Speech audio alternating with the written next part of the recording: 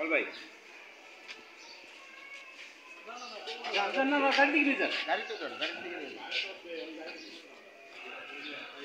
আপনি এইটা উঠান এইটা আপাতত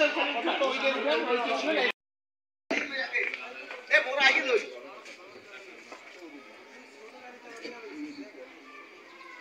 আরে ওটা তো ওখানে আছে না হ্যাঁ ভাই ওঠেন থানায় যাব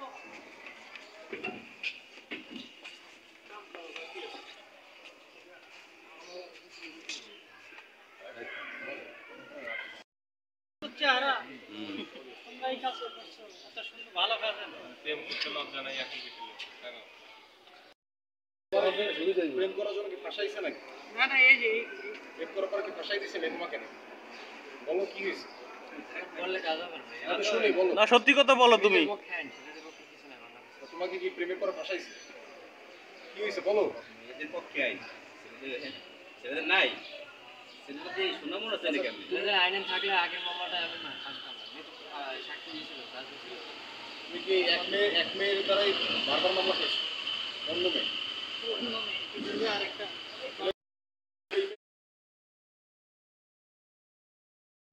জানতে পারি যে বিটি শ্রুতি রানী পালের সাথে প্রেমের ফাঁদে ফেলে তাকে প্রেমের অভিনয় করে আসলে তাদের মধ্যে ফ্রি ফায়ার গেম খেলার মাধ্যমে পরিচয় হয় গত 10 ডিসেম্বর প্রতারণা করে প্রেমের ফাঁদে ফেলে এয়ারপোর্ট থানাধীন রহমতপুরের নাফিজুর রহমান তার কাছ থেকে নগদ প্রায় 55,000 টাকা বিকাশের মাধ্যমে বিভিন্ন অ্যাকাউন্টের মাধ্যমে এবং প্রায় 21 ভরি স্বর্ণালংকার নিয়ে চলে আসে।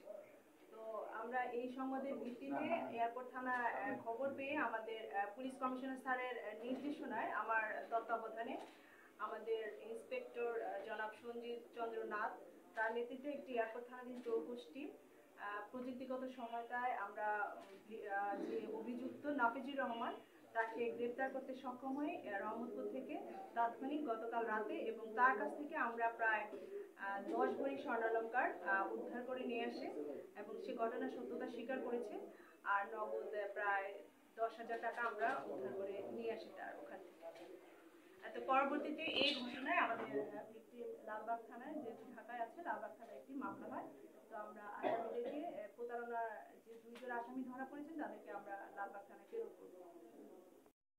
বিরুদ্ধে যে প্রধান আসামি নাফিজুর রহমান তার বিরুদ্ধে নারী শিশু নির্যাতনের 7 অবধি 30 এর আগে আরো 2টি মামলা রয়েছে এবং সে একজন প্রফেশনাল প্রতারক। একটা চক্র আমরা 2 জনকে গ্রেফতার করতে সক্ষম হয়েছি আর ওদের সাথে আরো কয়েকজন আছেন তাদেরকে গ্রেফতারের চেষ্টা করছি। জায়গা দেন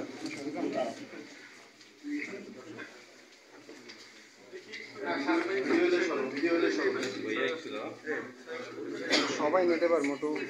সবাইকে একসাথে সবাই এরপর আমরা দেখুন ভাই আমরা তো চলতে লই